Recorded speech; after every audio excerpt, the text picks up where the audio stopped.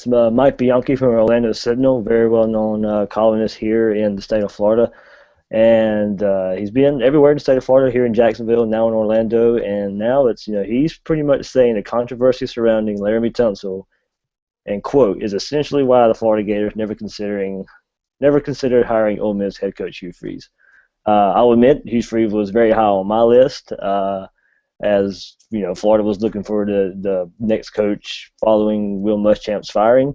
But I did keep thinking about we kept hearing these rumors and about how Ole Miss was recruiting so well and how they got the Laramie Tunsils and the Quan Treadwells of the world. And Tunsil just went to high school right down the road here in Jacksonville. And we've heard a lot of stories coming from it looked like Tunsil was a Georgia lock, and all of a sudden he's going to Ole Miss, and he grew up a Gator fan, and it was probably Florida and then a lot to Georgia, and somehow he ends up at Ole Miss.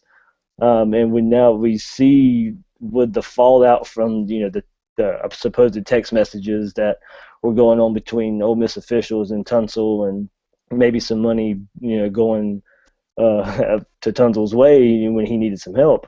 It kind of was a thorn in the side of another thorn in the side of Hugh Freeze, and going with that the rumor of maybe some negative stuff going on. Mike Bianchi later on in his article, quote, after Florida hired Michael Wayne, UF athletic director Jeremy Foley told me that some potential coaching candidates had been eliminated because of character issues.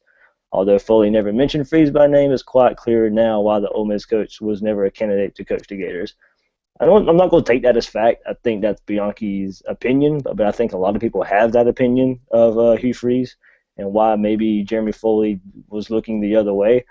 Foley needed to get this hire right, and I think with the rumors swirling around of the negative maybe recruiting going on at Ole Miss, it was a chance Foley couldn't take, especially after a lot of the negative stuff surrounding Urban Meyer and the players he brought to Florida, and Will Muschamp's failure at coaching at Florida. It was another hire that Foley really needed to make sure he had a home run with, and after year one, it looks like it was a good choice. But it all goes back to what we heard with the negative with Hugh Freeze in that vaunted 2013 class. Ironically, Hugh Freeze is somebody who is very outspoken and out front about his religious convictions, which obviously would fly in the face if these sorts of allegations are true and ethical standards compromised. The 2013 class is paramount to that reputation, but there's a little bit more out there, certainly involving Hugh Freeze and speculation that he's not squeaky clean. Mike, your thoughts about Freeze's tenure at Ole Miss? Well, I mean, if you look at, if you're familiar with the Michael Orr story, these allegations have followed Hugh Freeze ever since he was a high school football coach. And I'm not necessarily going to harangue Hugh Freeze's character. Oftentimes in the college football recruiting world, it's not so much how much you want to win as far as leadership and your character, it's how much you're going to allow other people to want to win. The best coaches, the coaches that don't get caught, the coaches that do things wrong and don't get caught, oftentimes have people do their work for them, and they would just rather not know. They lack what the NCAA calls institutional control.